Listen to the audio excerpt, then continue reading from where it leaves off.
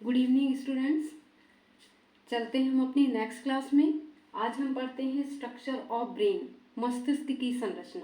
Okay, सो देखिए ये है आपकी structure of brain.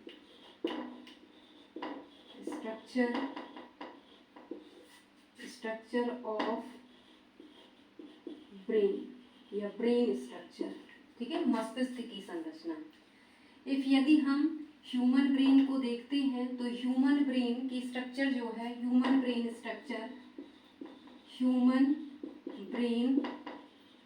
Structure divided in a three part,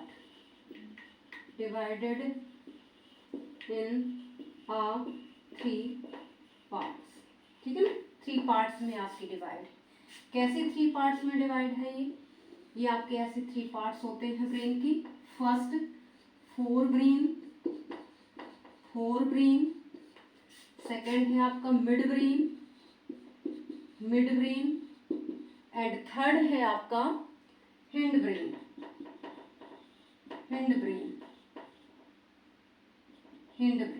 ठीक है।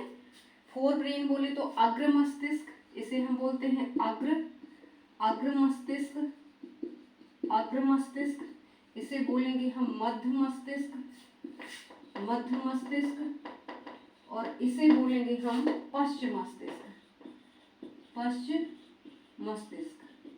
ओके, ये फोर ब्रेन, मिड ब्रेन और हिंड ब्रेन है, ये नेम दिए जाते हैं एडल्ट में। एडल्ट या बोले तो आफ्टर बर्थ के बाद जो ब्रेन होता है उसे फोर ब्रेन, मिड ब्रेन और हिंड ब्रेन में कन्वर्ट किया जाता है, ठीक है ना। जो फोर ब्रेन होते हैं, फोर ब्रेन में हम दो चीज पढ़ते हैं। क्या पढ़ते हैं फोर ब्रेन में? दो चीज। एक पढ़ते हैं हम सेरिब्रम जिसे हम प्रमस्तिष्क बोलते हैं, एंड नेक्स्ट हम पढ़ते हैं डायनसेफेलॉन। ठीक है।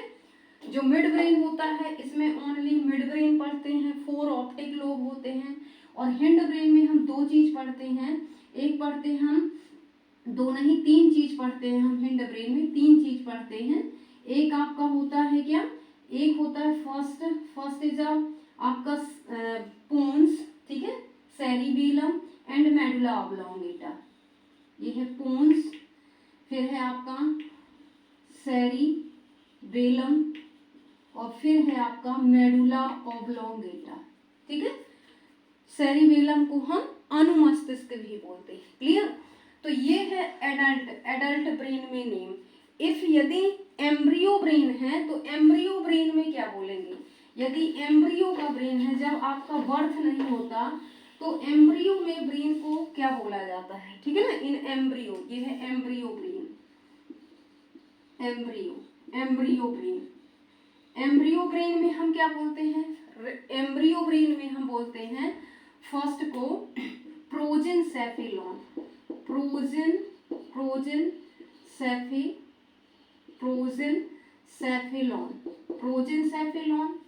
सेकंड को हम बोलते हैं मीजनसेफेलॉन, और थर्ड को हम बोलते हैं रोम्बिनसेफेलॉन,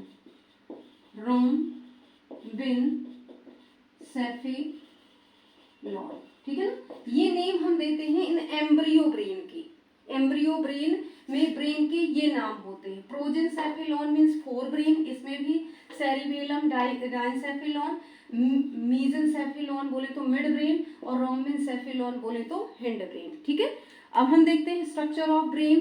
अपना जो एक एडल्ट ब्रेन का स्ट्रक्चर जो है, जो कहाँ पर हम देखेंगे कि कहाँ पर फोर ब्रेन होगा, कहाँ पर मिड ब्रेन होगा और कहाँ पर हिंड ब्रेन होगा। क्लियर? तो बनाते हैं हम डायग्राम और देखते हैं डायग्राम में। ये देखिए, फर्स्ट हम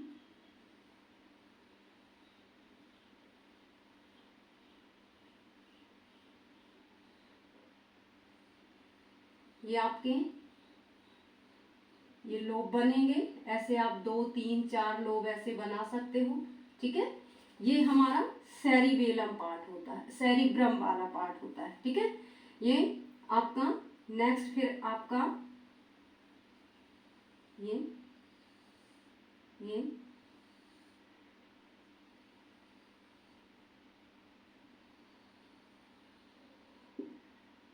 ये आपका ऐसा होता है, ठीक है। ये इसमें ये पोन्स वैरुलाई होते हैं, ये पोन्स वैरुलाई, ये आपके ऐसा ब्रेन स्ट्रक्चर होता है। इस ब्रेन में ऐसे ये पार्ट हैं आपके, ये वाला पार्ट यहाँ से यहाँ तक ये कहलाएगा आपका फोर ब्रेन, फोर ब्रेन। ये यहाँ का पार्ट कहलाएगा मिड ब्रेन, मिड ब्रेन। और ये तीन पार्ट, ये और ये आपका ये 1 2 और ये 3, ये तीनों पार्टों को एक साथ मिला करके हम बोलते हैं हिंड ब्रेन, हिंड ब्रेन या पश्च मस्तिष्क, ठीक है। यहाँ जो आपके ये फोल्ड बने हुए हैं, इनमें बीच बीच में आपके ये सुलसी पाए जाते हैं, गायरी और सुलसी, ठीक है। ये गायरी और सुलसी, ये आपकी दरारें जो पाई जाती हैं। ये जितनी दरारें और जितने आपके ये फोल्ड बनते जाएंगे, हमारा सेरिब्रम उतना ही डेवलप होता जाएगा, ठीक है ना। ये सेरिब्रम, अब सेरिब्रम में जैसे आपका 2-3 लोब आपके बने हुए हैं, फिर देखना ये पार्ट आपका अलग अलग है। ये पार्ट आपकी कुछ किस तरह स्ट्रक्चर दिख रहा है, ऐसे ऐसे आपका स्ट्रक्चर दिख रहा है, हेमीस्फीयर बोले तो अर्ध गोलार्ध। ये हो गया राइट पार्ट, ये हो गया लेफ्ट पार्ट। तो इस तरह से ये राइट और ये लेफ्ट पार्ट, ठीक है ना। इन दोनों पार्टों को हम बोलते हैं सेरिब्रम हेमीस्फीयर। सेरिब्रम की ही राइट और लेफ्ट पार्ट को बोला जाता है सेरिब्रम हेमीस्फीयर, प्रमस्तिष्क गोलार्ध। इन दोनों को ऐड करने के लिए, इन दोनों पार्टों को ऐड करने के लिए एक स्पेशल स्ट्रक्चर पाई जाती है जिसे हम बोलते हैं कार्पस कैलोसम। ये केवल आपका मैमल्स ब्रेन की स्पेशलिटी है। ये आपका फिफ्थ वेंट्रिकल भी कहलाता है। क्या कहलाता है ये? Fifth ventricle. ये फिफ्थ वेंट्रिकल होता है, फिफ्थ वेंट्रिकल। आपके ब्रेन में ऐसी 5 वेंट्रिकल होते हैं, जिसमें से 5वां वेंट्रिकल्स आपका ये होता है, इसे बोलते हैं कार्पस कैलोसम। कार्पस कैलोसम ये ह्यूमन ब्रेन का स्पेशल फीचर्स है, ह्यूमन या कि मैमल्स ब्रेन का स्पेशल फीचर्स है, ठीक है ना। ये जो आपका इतना पार्ट आपका बना हुआ है, ये 80% टोटल ब्रेन का ये जो इतना पार्ट है, ये आपका कितना परसेंट होता है? 80%। और 20% में फिर आपका ये नीचे आपका इतना आता है, मिड ब्रेन और हिंड ब्रेन। तो ये 80% पार्ट होता है सेरिब्रम। क्या होता है? सेरिब्रम। ब्रेन का मेन पार्ट होता है सेरिब्रम। ये जितने ज्यादा फोल्ड आपके डेवलप होते जाएंगे, ये गायरी, ये सुलसी आपके जो हैं, इन्हें हम बोलते हैं गायरी एंड सुलसी, गायरी एंड सुलसी। ये गायरी एंड सुलसी जितने आपके ज्यादा होंगे, उतना ही आपका ये फोल्ड और ज्यादा बनता जाएगा। कहना चाहिए फ्रंट पार्ट आपका उतना ज्यादा बड़ा होगा, और जितना ज्यादा ये आपका बड़ा होगा, पर्सन उतना ही ज्यादा ब्रिलियंट, उतना ही ज्यादा इंटेलिजेंट होता है। उसमें लर्निंग कैपेसिटी, ठीक है ना, मेमोराइज करने की, ठीक है ना, कैलकुलेट करने की, ये सभी पावर जो होते हैं वो अदर से ज्यादा डेवलप होते हैं। क्लियर? तो ये हो गया आपका। अब देखना, ये है आपका कार्पस कैलोसम और ये है सेरिब्रम। सेरिब्रम के जस्ट नीचे और कार्पस कैलोसम के ऊपर का पार्ट, ये जो आपका ये पार्ट आपका बना हुआ है, ये पार्ट कहलाता है आपका डाइनसेफेलॉन, ठीक है। डाइनसेफेलॉन में भी कितने पार्ट होते हैं? डाइनसेफेलॉन 4 पार्ट में डिवाइड होता है। कितने पार्ट में? 4 पार्ट में। फर्स्ट होता है एपिथैलेमस, एपिथैलेमस, ठीक है, यहाँ लिख देती हूँ मैं एपिथैलेमस, फर्स्ट एपिथैलेमस, सेकंड यहाँ लिख देती हूँ मैं, सेकंड इसका एपिथैलेमस। सेकंड होता है इसका हाइपोथैलेमस, फिर थर्ड होता है इसका मेटाथैलेमस, और फोर्थ होता है आपका थैलेमस, ठीक है। ये डाइनसेफेलॉन में 4 पार्ट होते हैं। तो ये पार्ट जो है, ये हो गया आपका एपिथैलेमस, ये एपिथैलेमस। ये पार्ट आपका हो गया हाइपोथैलेमस। ये बीच का पार्ट, एपी और हाइपो के बीच का पार्ट, ये हो जाएगा आपका मेटाथैलेमस। और ये लेटरल पार्ट आपके जो कहलाएंगे, ये कहलाएंगे आपके थैलेमस, क्लियर, थैलेमस, इस तरह से, ठीक है।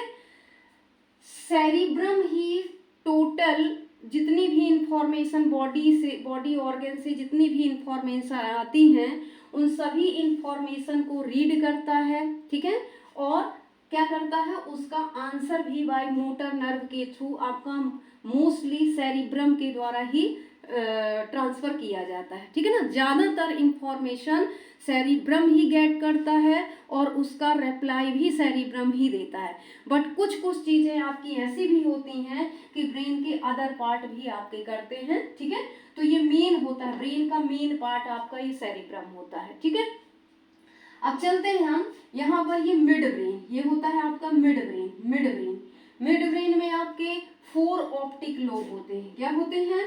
4 ऑप्टिक लोब होते हैं। 4 ऑप्टिक लोब जो देखने और सुनने का कार्य करते हैं, ठीक है। और क्रूरा सेरिब्राई होते हैं। क्रूरा सेरिब्राई भी इसमें पाए जाते हैं जो हाथ और पैर की मसल्स पर क्या करते हैं, कंट्रोल करते हैं। क्लियर। नेक्स्ट देखते हैं हम, ये है आपका फर्स्ट पोन्स, इसे हम क्या बोलते हैं, पोन्स।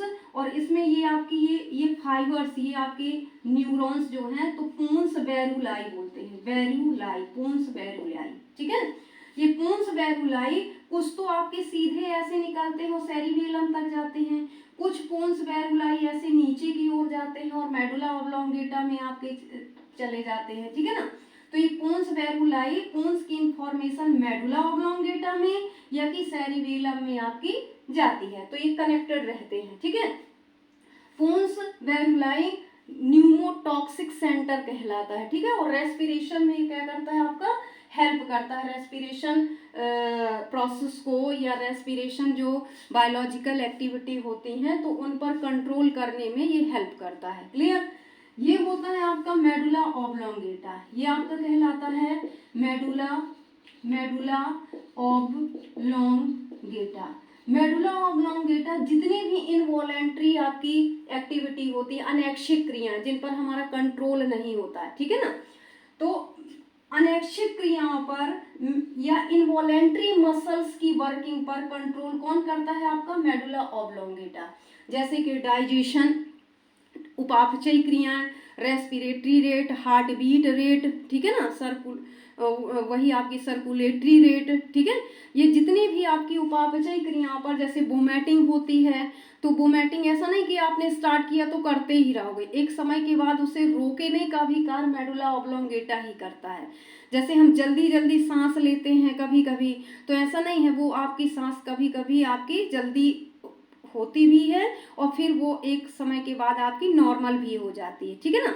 तो ये जितनी भी आपकी अनैच्छिक क्रियाएं होती हैं, उन अनैच्छिक क्रियाओं पर कंट्रोल करने का वर्क आपका मेडुला ऑब्लोंगेटा करता है, ठीक है। और क्यों करता है, क्योंकि मेडुला ऑब्लोंगेटा से आपकी निकलती है, मेडुला ऑब्लोंगेटा और ऑरिजिनेट करता है स्पाइनल कॉर्ड को। ये है आपका स्पाइनल कॉर्ड। और स्पाइनल कॉर्ड में जितनी भी एक्टिविटी होती हैं वो अनैच्छिक क्रियाओं का नियंत्रण आपका जो होता है वो स्पाइनल कॉर्ड। तो चूंकि मेडुला ऑब्लोंगेटा पार्ट पर स्पाइनल कॉर्ड है, इसलिए मेडुला ऑब्लोंगेटा भी अनैच्छिक क्रियाओं पर कंट्रोल करता है। क्लियर। ये बात करते हैं हम इसकी सेरिबेलम की। सेरिबेलम अनुमस्तिष्क कहलाता है ये सेरिबेलम, ठीक है। सेरिबेलम जो होता है, जो हमारी बॉडी बैलेंस का कार्य करता है, ठीक है। ये हमारी हाथ पैर की जो मसल्स हैं उन पर कंट्रोल करने के साथ साथ ये बॉडी बैलेंस का कार्य करता है, ठीक है ना। शारीरिक संतुलन बनाने में ये हेल्प करता है। एक तो हमारी बॉडी का संतुलन कौन करता है, आपका ईयर। यदि क्वेश्चन पूछा जाए कि ईयर का मेन फंक्शन क्या है, तो ईयर का मेन फंक्शन क्या है, कान का मुख्य कार्य क्या है, कान क्या कार्य करता है। आप आंसर नहीं देंगे कि आप आंसर ज्यादातर क्या देंगे, कान सुनने का कार्य करता है, तो कान सेकंड वर्क है ये सुनना। कान का मेन फंक्शन होता है बॉडी बैलेंस करना। क्या करना, बॉडी बैलेंस करना, ठीक है ना। और बॉडी बैलेंस के बाद फिर सेकंड कार्य होता है इसका सुनना, ठीक है ना। इसमें ये इंटरनल ईयर में लेब्रियंथ वो 3 सेमी सर्कुलर आपकी कैनास जैसी स्ट्रक्चर बनती है। तो पहले आपका मेम्ब्रेनस लेब्रियंथ द्वारा बॉडी बैलेंस किया जाता है एंड सेकंड में फिर कॉक्लिया द्वारा जो हमारी साउंड होती है उसको सुना जाता है। तो सेकंड कार्य है सुनना, फर्स्ट कार्य है बॉडी बैलेंस करना। इसी तरह जो आपकी सुनने की जो मैसेज आपकी आती है तो सेरिबेलम पास आती है। तो कहना चाहिए सुनने की या बॉडी बैलेंस की जो इंफॉर्मेशन होती है वो सेरिबेलम पास, और सेरिबेलम क्या कार्य करता है, बॉडी बैलेंस का कार्य करता है। ठीक है, कभी कभी आपने देखा होगा जो ड्रिंकर होते हैं आफ्टर ड्रिंक लेने के बाद जब ड्रिंक लेते हैं तो ड्रिंक की वजह से, अल्कोहल की वजह से इन नर्व्स का कनेक्शन छूट जाता है आपकी हाथ और पैर की मसल से, जिसकी वजह से ये सेरिबेलम बॉडी का बैलेंस नहीं कर पाते। ठीक है ना, इसलिए देखते हैं आप कि ड्रिंक लेने के बाद जो पर्सन्स होते हैं वो आपके हिलते डुलते से चलते हैं। ठीक है ना, मीन्स लड़खड़ाने लगते हैं। क्यों? क्योंकि इनके जो न्यूरॉन्स हैं, ये न्यूरॉन्स जो आपके हाथ पैर की मसल्स पर आपका कनेक्शन बांधे हुए है, तो अल्कोहल की वजह से ये कनेक्शन आपका छूट जाता है। और जब ये कनेक्शन छूट जाता है तो अब ये हाथ पैर की जो मसल्स है, वॉलंटरी मसल्स है, इस पर कौन कंट्रोल करके चलेगा? इसलिए जब कंट्रोल नहीं रहेगा बॉडी बैलेंस नहीं होगी और व्यक्ति गिरने लगेगा। समझ में आ गया? ठीक है, ये हो गया आपका मेडुला ऑब्लॉन्गेटा। यहाँ मैंने आपको बताया है जो आपका ये एपिथैलेमस में आपकी एक होती है पीनियल ग्लैंड। क्या होती है? पीनियल ग्लैंड आपकी पीनियल ग्लैंड एक तो मिलेटोनिन हार्मोन निकालती है।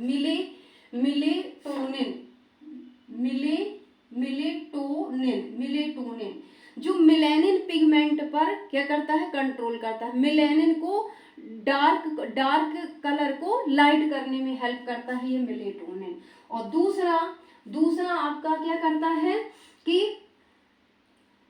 एक सेक्सुअलिटी को एक पर्टिकुलर टाइम पर ही क्या करता है? प्रेजेंट करता है। जैसे प्यूबर्टी स्टेज के राइट टाइम पर ही आपके जो मेल और फीमेल हार्मोन्स होते हैं वो एक निश्चित एज पर ही ये रिलीज करने का वर्क करवाती है पीनियल ग्लैंड के द्वारा जो आपके हार्मोन्स निकलते हैं। ठीक है, नेक्स्ट है आपका मेटाथैलेमस में आपकी 2 चीज पाई जाती है। मेटाथैलेमस में क्या पाए जाते हैं? 2 चीज। ठीक है, ये है आपका मेटाथैलेमस में 2 चीज पाए जाते हैं। एक होता है MGB और एक होता है आपका LGB।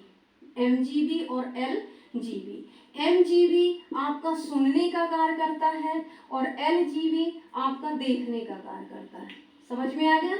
M for medial geniculate body. ठीक है, मीडियल जेनाकुलेटेड बॉडी। तो M से मतलब क्या निकालते हैं? म्यूजिक। और म्यूजिक क्या किया जाता है? सुना जाता है। तो मीडियल जेनाकुलेटेड बॉडी का मेन फंक्शन है सुनने का, और दूसरा जो है वो लेटरल जेनाकुलेटेड बॉडी है जो कि देखने का कार्य करता है। ठीक है, यहाँ आपका हाइपोथैलेमस है। हाइपोथैलेमस आपका मास्टर ऑफ ग्लैंड कहा जाता है, क्योंकि हाइपोथैलेमस से निकलने वाला जो हार्मोन होता है वो ऑल एंडोक्राइन ग्लैंड को कंट्रोल कर सकता है। ये पिट्यूटरी को कंट्रोल कर सकता है और पिट्यूटरी सभी ग्लैंड को कंट्रोल करता है। इसलिए हाइपोथैलेमस मास्टर ऑफ ग्लैंड के नाम से जाना जाता है, या अदर एंडोक्राइन ग्लैंड को कंट्रोल करने का वर्क करता है। हाइपोथैलेमस और क्या कार्य करता है? हाइपोथैलेमस टेम्परेचर को कंट्रोल करता है, कंट्रोल ऑफ टेम्परेचर। ठीक है, टेम्परेचर को कंट्रोल करता है। ये ऑल टाइप की फीलिंग या इमोशंस को क्या करता है? रिप्रेजेंट। जैसे भूख प्यास का जो फीलिंग होती है वो हाइपोथैलेमस के थ्रू ही होती है। जैसे कि हम कभी सैड हो जाते हैं, कभी हम एक्साइटेड होते हैं। ठीक है, कभी हैप्पीनेस भी होते हैं। तो जितने भी हमारे ये एक्सप्रेशन होते हैं, जितनी भी हमारी इमोशंस होती हैं वो रिप्रेजेंट करता है कौन? आपका हाइपोथैलेमस। ठीक है ना, ये बायोलॉजिकल रिदमिक जैसे आपका वर्क करता है, बायोलॉजिकल रिदमिक जैसे। ठीक है ना, एक जैविक घड़ी के समान, जैसे आपका ज्वार भाटा आता है, एक बार उठेगा फिर डाउन होगा, ठीक है ना, जैसे दिन दिन के बाद रात आता है। तो इसी तरह ये बायोलॉजिकल रिदमिक का वर्क करता है आपका हाइपोथैलेमस, ठीक है। तो ऐसे हो गया आपका हाइपोथैलेमस। नेक्स्ट मैंने बताया है आपका थैलेमस, जो कि आपका जैसे ये देखिए, ये कार्पस कैलोसम है, ये एपिथैलेमस, ये हाइपोथैलेमस, ये मेटाथैलेमस और ये थैलेमस। तो थैलेमस को हम बोलते हैं, थैलेमस को हम क्या बोलते हैं, रिले सेंटर, ठीक है, प्रसारण केंद्र। जितनी भी इंफॉर्मेशन होती है सेंसरी न्यूरॉन्स के थ्रू, सेंसरी न्यूरॉन्स के थ्रू, न्यूरॉन के थ्रू जो भी मैसेज आपकी लाई जाती है, तो सबसे पहले थैलेमस उसे पढ़ता है और फिर थैलेमस इसे पढ़ करके आगे इस मैसेज को सेरिब्रम तक ट्रांसफर करता है। सेरिब्रम इसको पढ़ेगा और आंसर देगा मोटर न्यूरॉन के थ्रू। ये है मोटर न्यूरॉन। मोटर न्यूरॉन से आंसर आता है ब्रेन द्वारा और सेंसरी न्यूरॉन के द्वारा ऑर्गन से मैसेज जाता है ब्रेन को, ठीक है। ऐसे दो न्यूरॉन स्पेशल चलती है हमारे ब्रेन में। तो मोटर न्यूरॉन का जो भी आंसर है वो आंसर थैलेमस ही आगे आपका ऑर्गन तक पहुंचाने का कार्य करता है। तो थैलेमस को हम रिले सेंटर के नाम से जानते हैं। किस नाम से जानते हैं, रिले सेंटर, ठीक है ना। तो इस तरह से स्टूडेंट्स मैंने आपका ब्रेन स्ट्रक्चर को कवर किया है, ठीक है। अभी काफी चीजें हैं इसमें और भी बताने के लिए, बट अभी आप इतना कंप्लीट करके चलें, ठीक है। मिलते हैं हम अपनी नेक्स्ट क्लास में, ठीक है। तब तक के लिए गुड नाइट।